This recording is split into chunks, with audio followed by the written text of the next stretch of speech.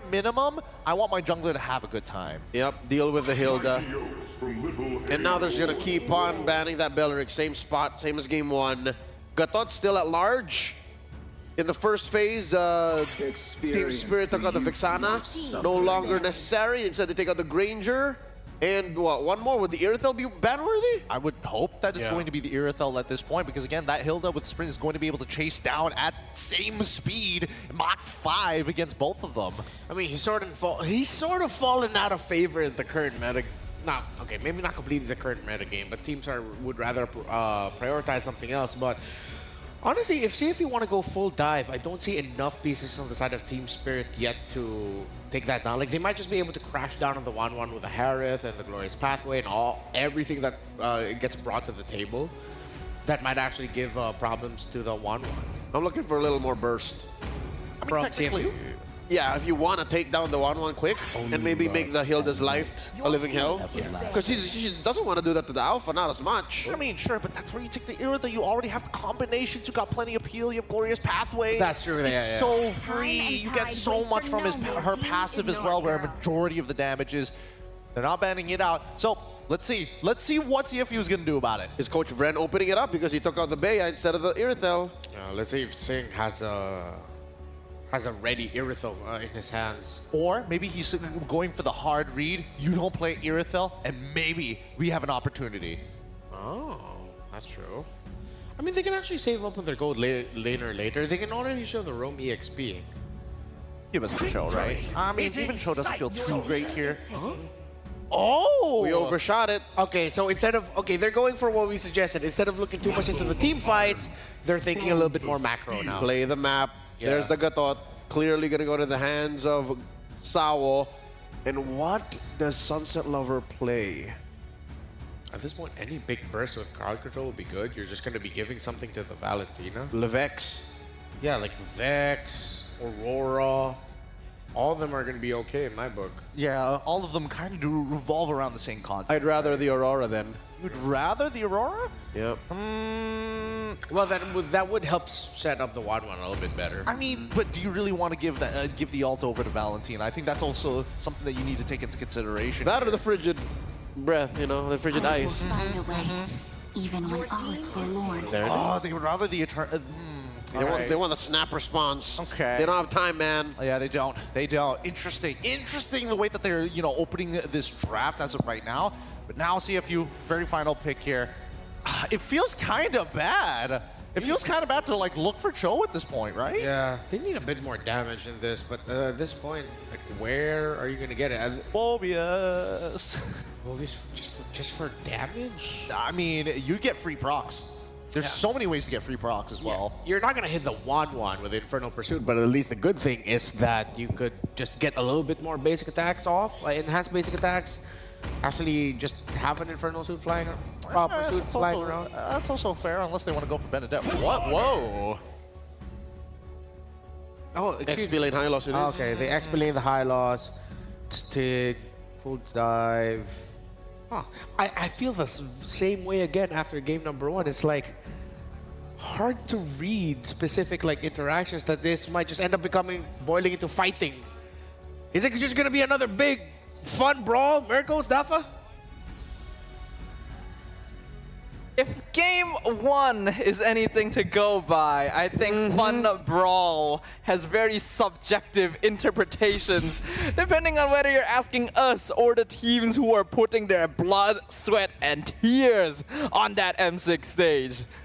Yeah, that's pretty well said, man. I don't know. Sing as well on the Moskov.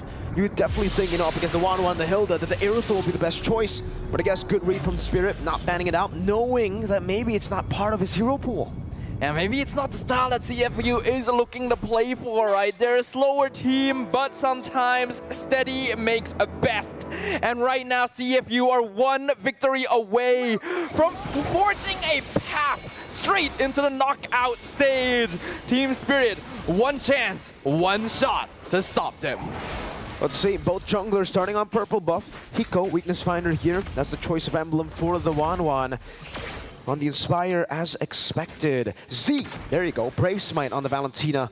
not the impure rage, wants to stay sustainable in a lot of these team fights. He knows that Team Spirit at least have a lot of burst damage that he needs to just sustain away from. Tenacity too, the choice for Sing.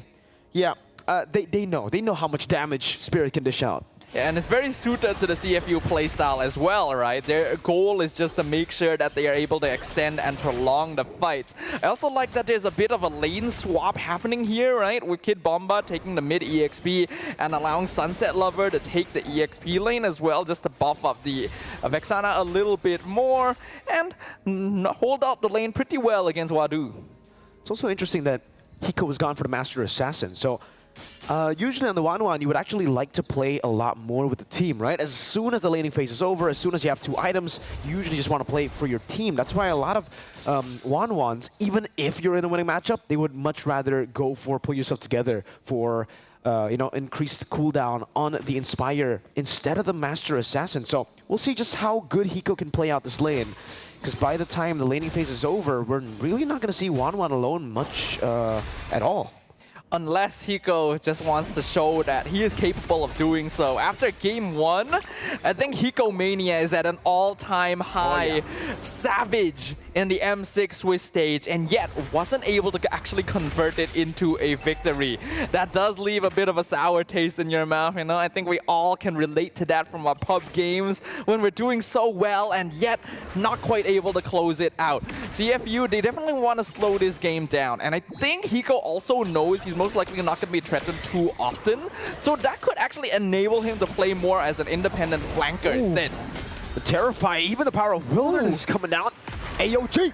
2 members knocked up, but they know that they don't want to fight here. Just Wadu popping a Glorious Pathway, and then Team Spirit securing the neutral objective. Again, just like in game 1, TS start off with the neutral objective. Yeah, I think it is quite expected, just based on the interactions between these two teams, that Team Spirit will usually get that first turtle. It is at the stage where not everyone's level 4 yet, so CFU actually not that comfortable with going for the team fight, since that's not really their style, right? It's not the typical path that they go for. From the second turtle onwards, though, it's a lot easier for them to challenge it. And I think it speaks to the way that the meta has developed, where even though we promote a lot of early game aggression and snowballing is stronger than ever, that first turtle actually doesn't make as much of a difference as it used to in the general scope of the game. And now for CFU, it's all about just, trying to make it even again, trying to go for the invades around the map. Detective with the Alpha. Yeah, the Alpha really does really well too, by the way, up against the Hilda, right? So Bomba's going to actually have a bad time, I would say, if he actually wants to go and invade the enemy jungle. CFU have many ways to deal with the Hilda. First, the Detective, obviously, with the Alpha. They can shred through the tanky boy, or tanky girl, that is Hilda. Bottom lane, we get to see a bit of action here as Hiko uses... Oh, good take by Sing, using SOD. But yeah, you can see the Master Assassin play a bit, but yeah, Sing just regens back to full, almost. Yeah, we have to note as well that CFU Gaming actually doesn't have a lot of burst, right? It's wholly Detective in the early game and a little bit from Z. Oh! First blood, 1 shot. Gets the 1 shot in the mid lane, set up perfectly by Sawo and Sunset Lover. Even without the Eternal Guard, that was just Terrify, Taunt, and then stun from 1 shot. It was a 1v3 basically, but now this could be a 2v2. AOG not gonna count Detective. Good taunt over to Terrify. Also now the Eternal Guard, but Wadu has revitalized OP! Implosion onto 3, but Bomba returns the favor. You can revitalize, I can revitalize. We can all just stand in this green pool. Literally 3-man implosion, and they came out with more health than they started because of the double revitalize there. CFU on top. Oh! The steal from 1 shot! Amazing steal. Bomba walks up, dishing about a bit of damage, just trying to zone them away. But even though the Soul Sever has been nerfed, it still works. Oh, what happened in the mid lane? Sing gets caught by Sunset Lover. Now 2-0, 2,000 gold lead for TS.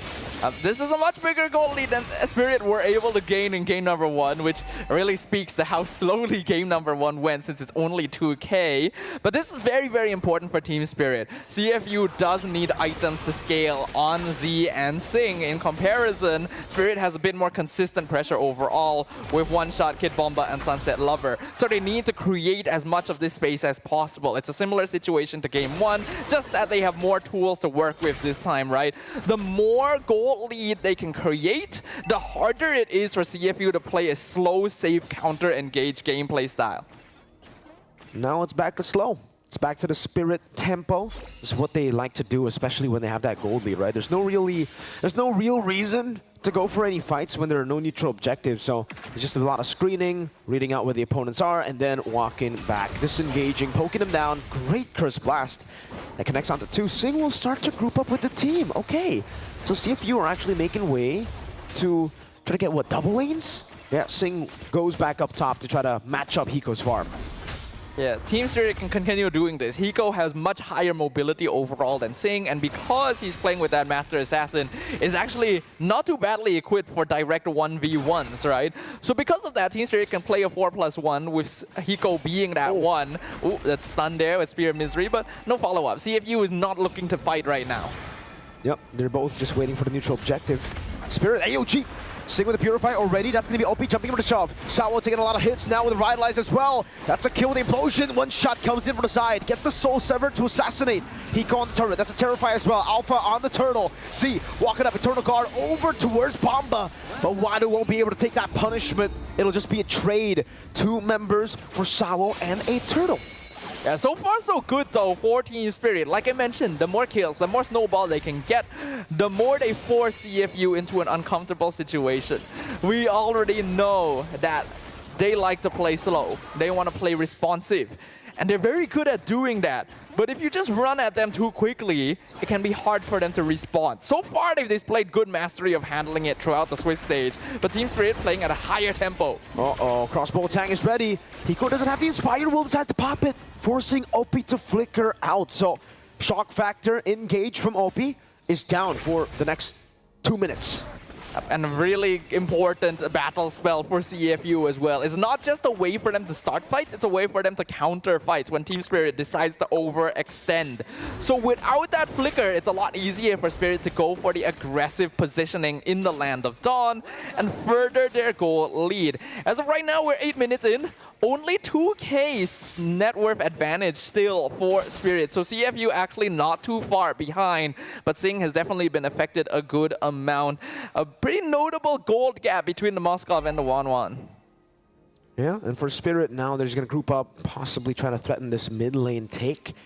They did the setup already to actually go for the siege, but I don't know, CFU just have so many... Whoa! Haas Claws on Hiko? Wait, third item has claws on Hiko on the Wanwan. Now that's new. If the Master Assassin didn't show you that Hiko probably wanted to play mostly independent, the Haas Claws should really push that home.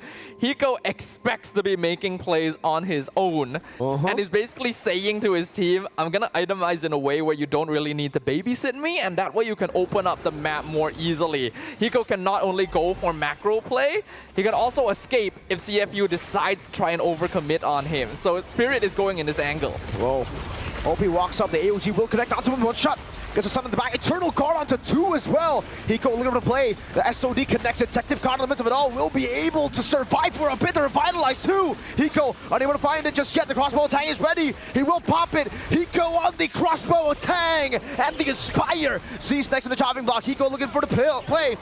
C will fall, Hiko, not again, Hiko, you mad lad. Hiko gets another big play. The Hiko mania is real, ladies and gentlemen. We literally said it. Hiko wants to play independent. Hiko wants to make plays happen all on his own. And he is doing exactly that, even zoning out Detective on the 1-1. Wow. Team Spirit, this has been a secret weapon of theirs for a long time. But he is just getting better and better in every round here at M6. This guy is a beast. Hiko, game 1 with a Savage, game 2 on the Wanwan, has claws, Master Assassin. No wonder he wants to come in and clean up technically. AOG, uh-oh, Detective. You can Spear of Alpha, but Hiko can just continue to chase and he will choose to just accept his fate. Has claws, Malefic Gun.